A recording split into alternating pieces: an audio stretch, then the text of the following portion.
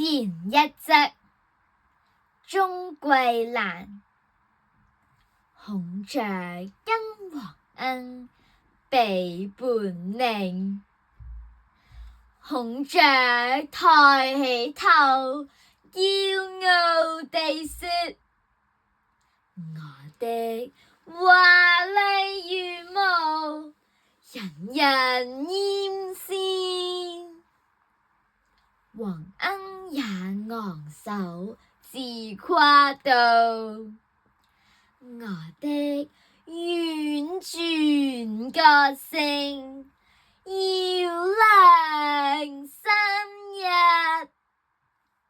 一身灰褐的小麻雀走過來，輕輕鬆鬆地問：為什麼你們卻不快樂？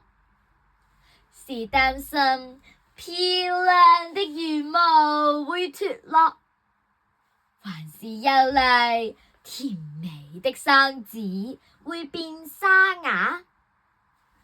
說罷，麻雀蹦蹦跳跳地走開了，仍是唱着那一首調子簡單但輕快歡欣的歌。